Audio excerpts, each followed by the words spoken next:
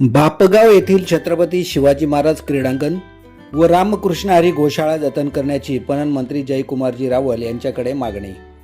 भिवंडी तालुक्यातील बापगाव, देवरुंग व देवरुंगपाडा परिसरात प्रस्तावित असलेल्या सुमारे 92 एकर क्षेत्रातील कृषी उत्पन्न बाजार समिती प्रकल्पातून गावातील पारंपरिक छत्रपती शिवाजी महाराज क्रीडांगण व रामकृष्ण हरी गोशाळा वगळून त्याचे जतन करण्यात यावे अशी मागणी ग्रामस्थांच्या वतीने करण्यात आली आहे। सत्यजित तांबे आमदार विधान परिषद यांच्या प्रयत्नातून ग्रामस्थांच्या प्रतिनिधींना महाराष्ट्र राज्याचे पणन मंत्री जयकुमारजी रावल यांची मुंबई येथे भेट घेण्यात आली।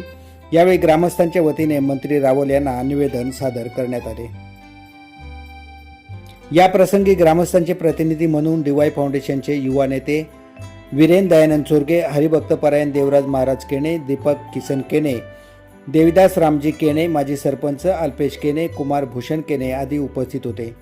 निवेदनातून नमूद करण्यात आले आहे की बापगाव परिसरात प्रस्तावित कृषी उत्पन्न बाजार समिती प्रकल्पामुळे परिसराच्या विकासाला चालना मिळणार असल्याची जाणीव ग्रामस्थांना असून विकास कामांना त्यांचा कोणताही विरोध नाही। मात्र या प्रकल्पाच्या क्षेत्रात गावातील छत्रपती शिवाजी महाराज क्रीडांगण व रामकृष्ण हरी गोशाळा या जनभावनांशी निगडीत महत्त्वाच्या ठिकाणांचा समावेश होत असल्याची माहिती मिळत आहे।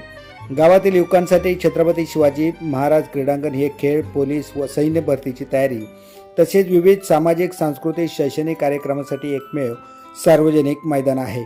या मैदानावर नियमितपणे क्रीडा स्पर्धा, सामाजिक कार्यक्रम व धार्मिक कार्यक्रम आयोजित केले जातात। तसेच रामकृष्ण हरी गोशाळा ही परिसरातील गोसंवर्धन, धार्मिक परंपरा व सामाजिक उपक्रमांचे महत्त्वाचे केंद्र असून मुक्या प्राण्यांचे संरक्षण व पर्यावरण संवर्धनासाठी ती महत्त्वाची भूमिका बजावत आहे।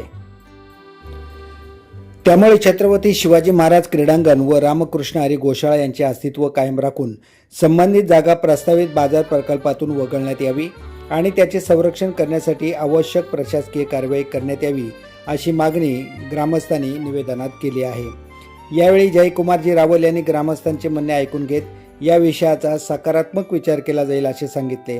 तसेच प्रस्तावित प्रकल्पाच्या माध्यमातून स्थानिक तरुणांना रोजगाराच्या संधी उपलब्ध करून देण्यासाठी प्रयत्न केले जातील असे आश्वासनही मंत्री महोदयांनी ग्रामस्थांना दिले आहे।